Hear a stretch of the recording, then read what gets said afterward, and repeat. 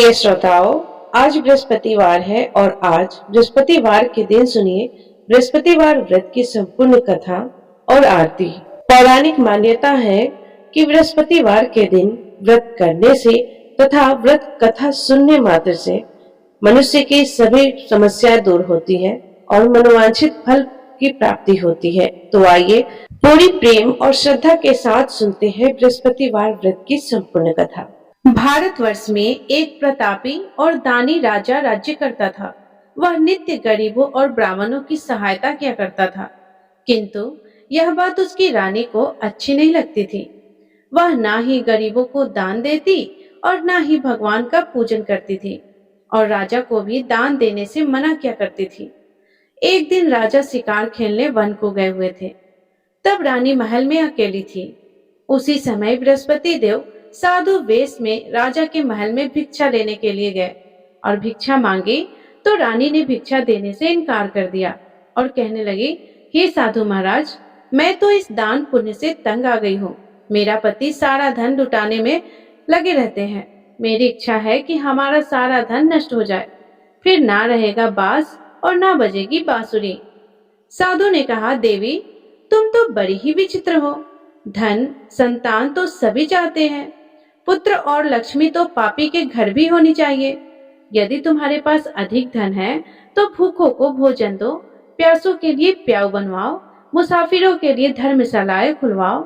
जो निर्धन अपनी कुंवारी कन्याओं का विवाह नहीं कर सकते, उनका विवाह करा दो। ऐसा और कई काम है जिनके करने से तुम्हारा यश लोक और परलोक में फैलेगा। परंतु रानी पर उपदेश का कोई प्रभाव न पड़ा। वह बोली, महाराज, आप मुझे कुछ ना समझाइए। मैं ऐसा धन नहीं चाहती जो जगह जगह बांटती फिरूं। तब साधु ने उत्तर दिया कि अगर तुम्हारी ऐसी ही इच्छा है तो तथास्तु। तुम ऐसा करना कि बृहस्पतिवार को घर लीपकर पीली मिट्टी से अपना सिर धोकर स्नान करना, भट्टी चढ़ाकर कपड़े धोना।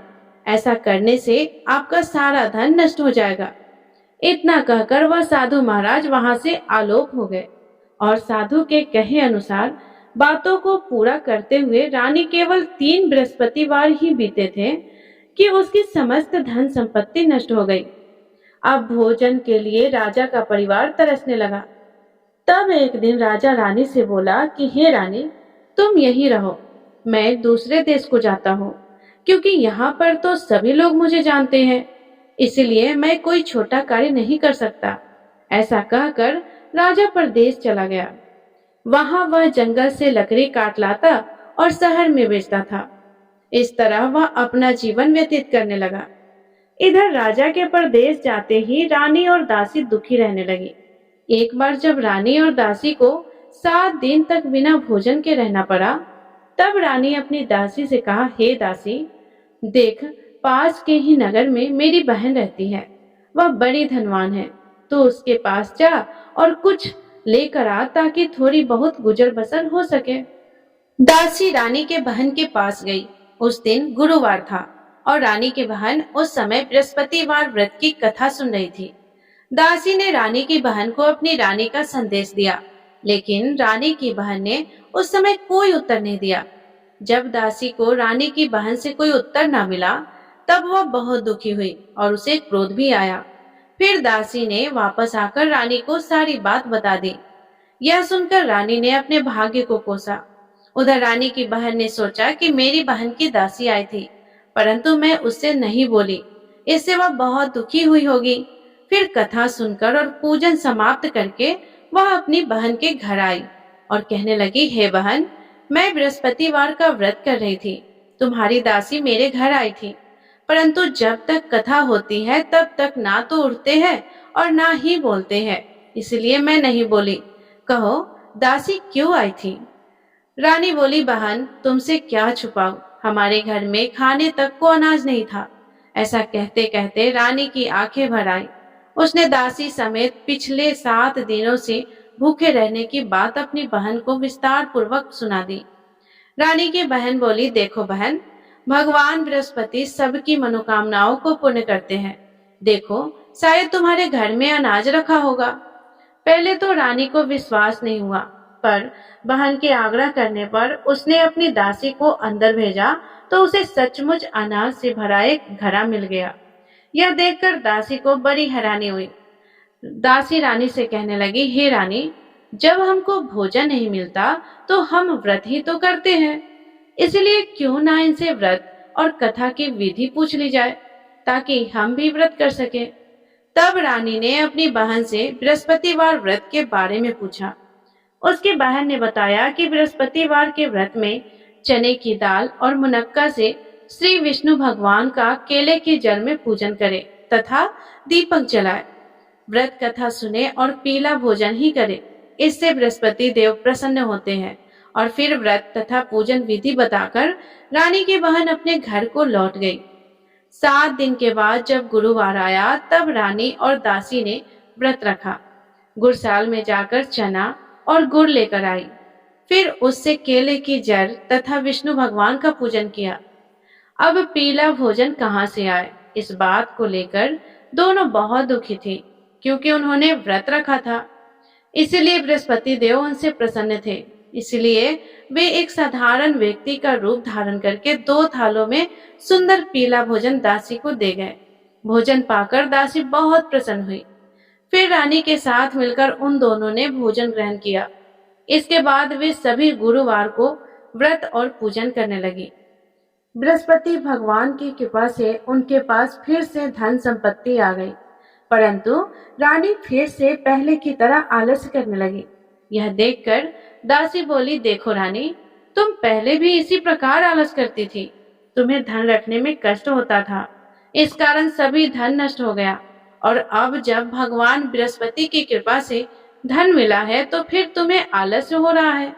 रानी को समझाते हुए दासी कहा कि देखो रानी, बड़ी मुसीबतों के बाद हमने यह धन पाया है, इसीलिए हमें दान पुण्य करना चाहिए, भूखे मनुष्यों को भोजन कराना चाहिए और धन को शुभ कार्यों में खर्च करना चाहिए, जिससे तुम्हारे कुल का यश बढ़ेगा, स्वर्ग की प्राप्ति होगी और पितर प्रसन्न होंगे। दासी की बात मानकर रानी अपना धन शुभ कार्यों में खर्च करने लगी, जिससे पूरे नगर में उनका यश फैलने लगा। उधर एक दिन राजा दुखी होकर जंगल में एक पेड़ के नीचे आसन जमा कर बैठ गया और वह अपनी दशा को याद करके व्याकुल होने लगा। बृहस्पतिवार का दिन था। एकाएक उसने देखा कि निर्जन वन में एक साधु महात्मा प्रकट हुए। वह साधु वेश में स्वयं बृहस्पति देवता ही थे। लकड़हारे के सामने आकर बोले कि हे लकड़हारे, इस सुनसान जंगल में तो इतना चिंता मगन क्यों बैठा है।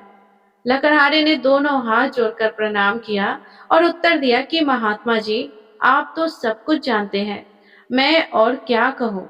ऐसा कहकर वह रोने लगा और साधु को अपनी आत्मकथा सुनाई। महात्मा जी ने कहा कि तुम्हारी पत्नी ने बृहस्पतिवार के दिन बृहस्पति भगवान का निरादर किया है, जिसके कारण रुष्ट होकर उन्होंने तुम्हारी यह दशा कर दी है।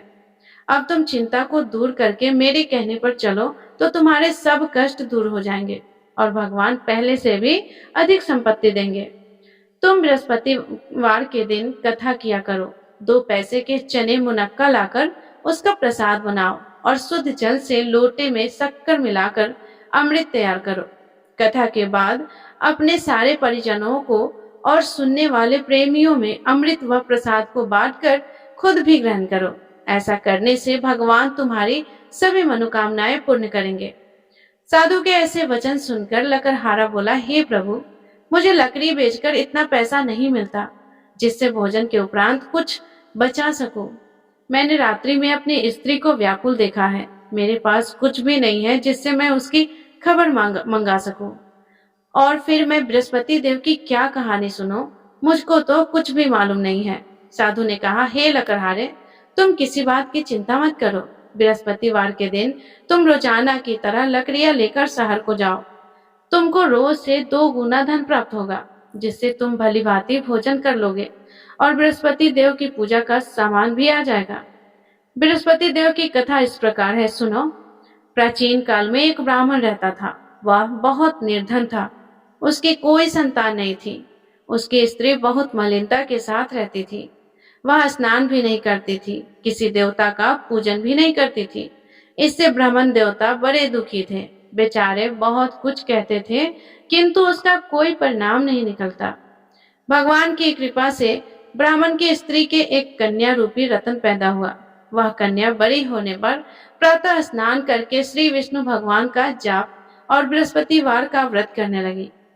अपने पूजन पाठ को समाप्त करके विद्यालय जाती तो अपनी मुट्ठी में जौ भरकर ले जाती और पाठशाला के मार्ग में डालती जाती। यह जौ स्वर्ण के हो जाते तो लौटते समय उनको बीनकर घर ले आती। एक दिन वह बालिका सूप में उस सोने के जौ को फटक फटक कर साफ कर रही थी।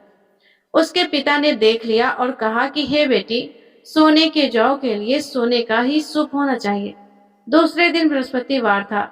इस कन्या ने व्रत रखा और बृहस्पति देव से प्रार्थना करके कहा कि हे बृहस्पति देव, मैंने आपकी पूजा अगर सच्चे मन से की है तो मेरे लिए सोने का सूप दे दो। बृहस्पति देव ने उनकी प्रार्थना स्वीकार कर ली। फिर रोजाना की तरह वह कन्या जौ फैलाती हुई जाने लगी। जब लौट कर जा रही थी तो बृहस्पति देव की कृपा से उसे सोने का सूप मिल गया। उसे वह घर ले आई और उसमें जौ साफ करने लगी, परंतु उसकी माँ का वही ढंग रहा। एक दिन की बात है, वह कन्या सोने के सूप में जौ साफ कर रही थी। उस समय उस शहर का राजपुत्र वहां से होकर निकला। इस कन्या के रूप और कार्य को देखकर मोहित हो गया और अपने घर आकर भोजन और जल त्याग कर उदास होकर लेट गया। राजा को इस बात का जब पता लगा तो अपने प्रधानमंत्री के साथ वे उसके पास गए और बोले, हे बेटा, तुम्हें किस बात का कष्ट है? किसी ने तुम्हारा अपमान किया है या फिर कोई और कारण है तो हमें कहो, मैं वही कार्य करूंगा जिससे तुम्हें प्रसन्नता हो। अपने पिता की राजकुमार ने बातें सुनी तो वह बोला, पिताजी, मुझे आपकी कृपा से किसी भी बात का दुख नहीं है। किसी ने मेरा अपमान नहीं किया है, परंतु मैं तो उस लड़की से विवाह करना चाहता हूँ जो सोने के सूप में जौ साफ कर रही थी। यह सुनकर राजा आश्चर्य में पड़ गया और बोला, हे बेटा, इस तरह की कन्या का पता तो तुम ही लगाओ, मैं उसके साथ तुम्हारा विवाह अवश्य ही करवा दूंगा। फिर राजकुमार ने उस लड़की के घर का पता बतलाया। तब मंत्री उस लड़की के घर गए और ब्राह्मण देवता को सभी हाल बताया। ब्राह्मण देवता राजकुमार के साथ अपनी कन्या का विवाह करने के लिए तैयार हो गए तथा विधि विधान के अनुसार ब्राह्मण की कन्या का विवाह राजकुमार के साथ हो गया। कन्या के घर से जाते ही ब्राह्मण देवता के घर में पहले की तरह गरीबी का निवास हो गया।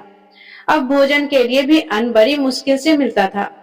एक दिन दुखी होकर ब्राह्मण देवता अपनी पुत्री के पास गए। बेटी ने पिता की दुखी अवस्था को देखा और अपनी माँ का हाल पूछा। तब ब्राह्मण ने भी सभी हाल कह सुनाया। कन्या ने बहुत सारा धन देकर अपने पिता को विदा कर दिया। इस तरह ब्राह्मण का कुछ समय सुख पूर्वक व्यतीत हुआ। कुछ दिनों के बाद फिर वही हाल हो गया। ब्राह्मण फिर से अपनी कन्या के यहाँ गया और सारा हाल कहा तो लड़की बोली, हे पिताजी, आप माता जी को यहाँ ले आइए, मैं उन्हें विधि बता दूंगी जिससे उनकी गरीबी दूर हो जाएगी।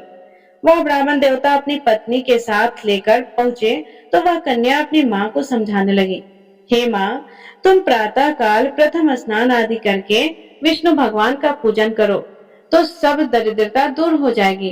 परंतु उसकी माँ ने एक भी बात नहीं मानी और प्रातः काल उठकर अपनी पुत्री और उसके बच्चों की जूठन को खा लिया। इससे उसकी पुत्री को भी बहुत गुस्सा आया। उसने एक रात को एक कोठरी से सारा सामान निकाल दिया और अपनी माँ को उसमें बंद कर दिया। प्रातः उसमें से निकाला तो स्नान आदि करा करके पूजा पाठ करवाया। ऐसा करने पर उसकी माँ की बुद्धि ठीक हो गई। इसके बाद वह भी नियम से पूजा पाठ करती और प्रत्येक बृहस्पतिवार को व्रत रखने लगे।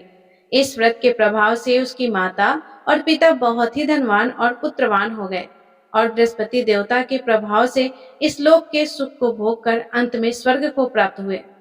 इस तरह कहानी कहकर वह साधु देवता वही जंगल में अंतर्ध्यान हो गए।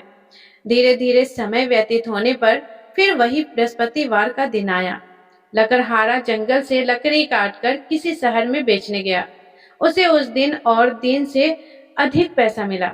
राजा ने चना, गुड़ आदि लाकर गुरुवार का व्रत किया। उस दिन से उसके सभी क्लेश दूर हो गए। परंतु जब दोबारा गुरुवार का दिन आया तो बृहस्पतिवार का व्रत करना भूल गया। इस कारण बृहस्पति भगवान निराश हो गए। उस दिन जब नगर के राजा ने विशाल यज्ञ का आयोजन किया, तब यह घोषणा भी करा दी कि कोई भी मनुष्य अपने घर में भोजन ना बनाए और ना आग जलाए। समस्त जनता मेरे यहाँ भोजन करने के लिए आए। इस आज्ञा को जो न मानेगा उसे फांसी की सजा दी जाएगी। इस तरह की घोषणा संपूर्ण नगर में करवा दी गई।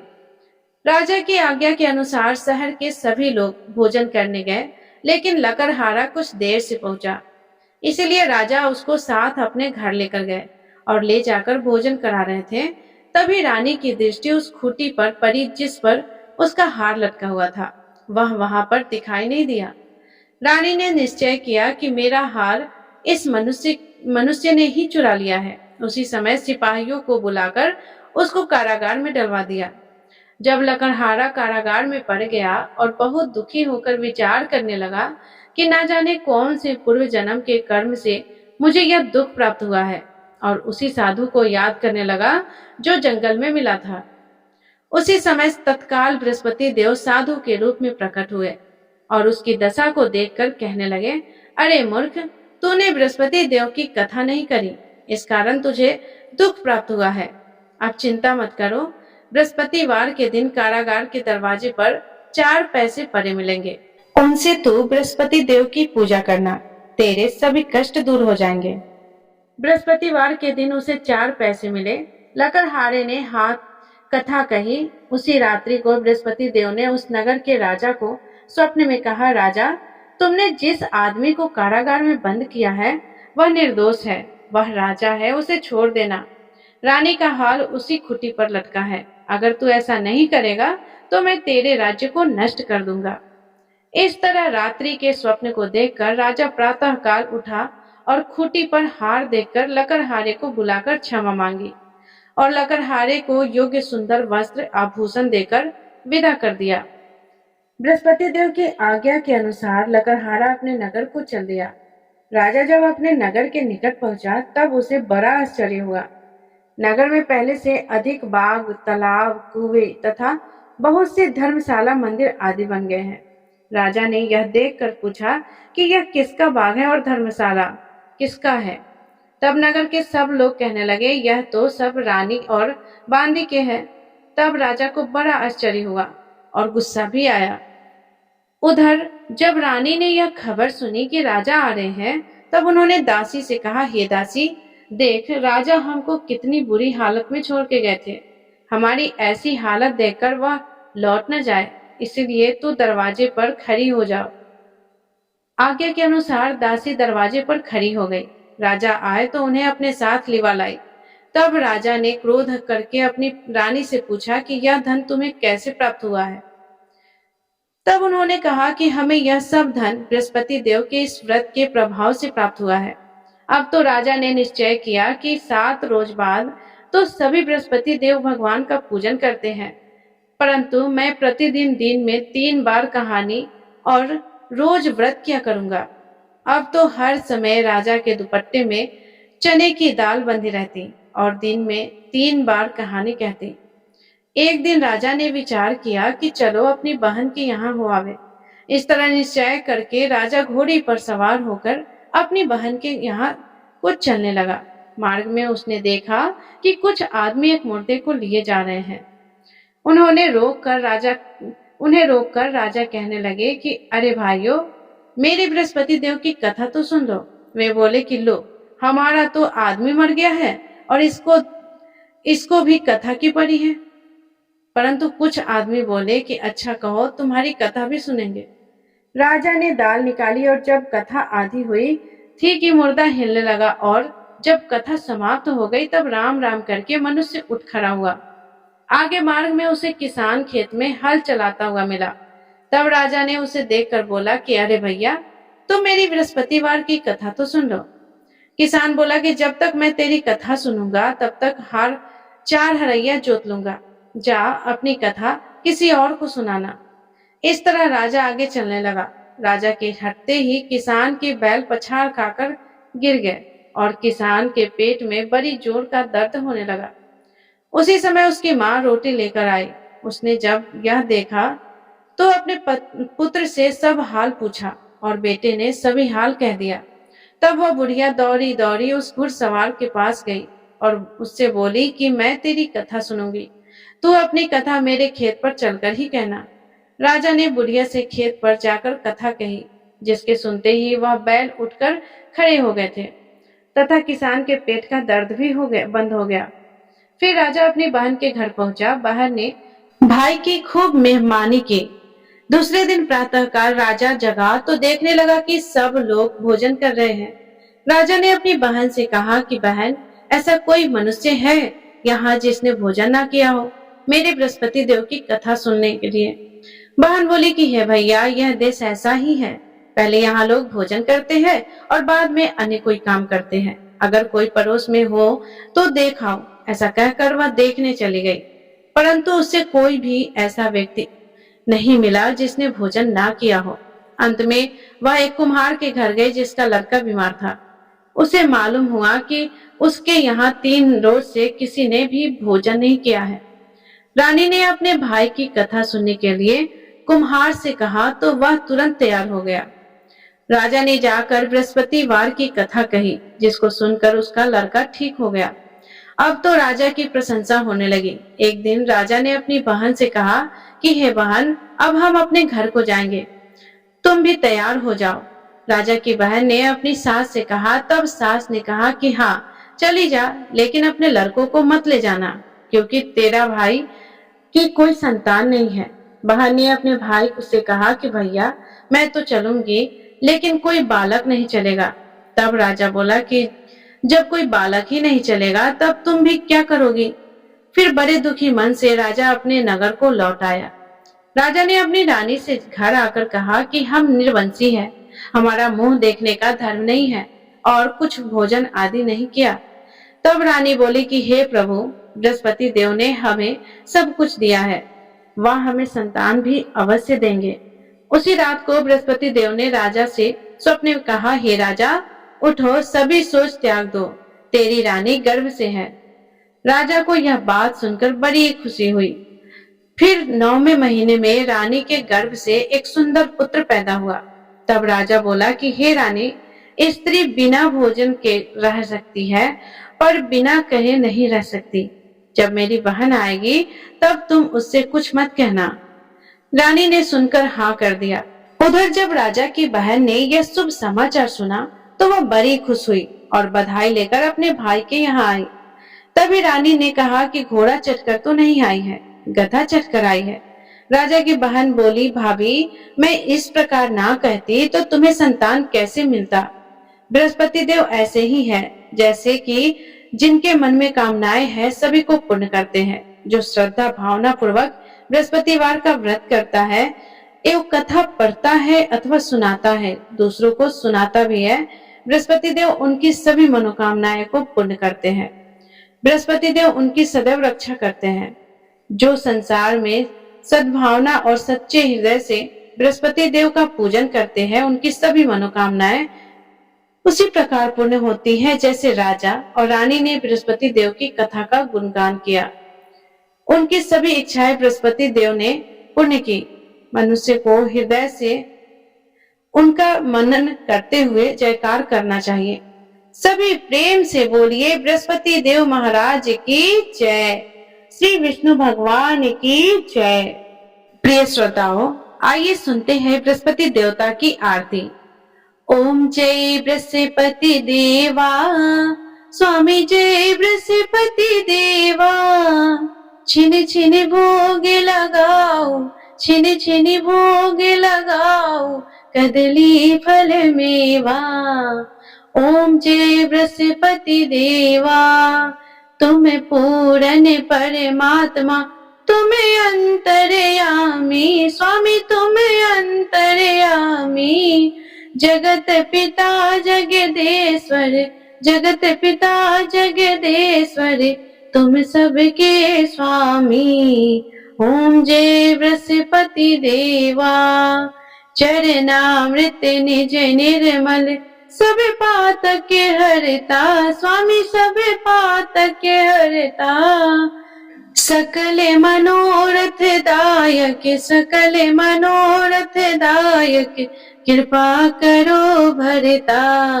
ओम जय बृहस्पति देवा। तन मन धन अर्पण कर, जो जन शरण पड़े स्वामी, जो जन शरण पड़े। प्रभु प्रकट तब हो कर, प्रभु प्रकट तब हो कर, आकर द्वार करे। ओम जय बृहस्पति देवा। दीन दयाल दयानिधि, भक्तन हितकारी स्वामी, भक्तन हितकारी। पाप दोष सब हरता, पाप दोष सब हरता, भव बंधन हारी। ओम जय बृहस्पति देवा।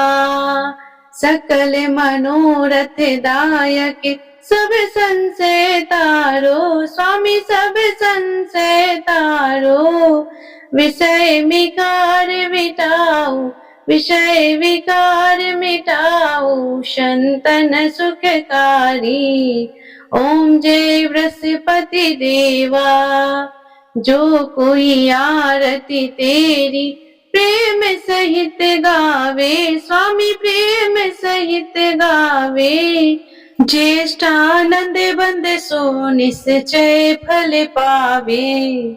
ओम जय बृहस्पति देवा। ओम जय बृहस्पति देवा। स्वामी जय बृहस्पति देवा। चिनी चिनी भोग लगाओ, कदली फल मेवा।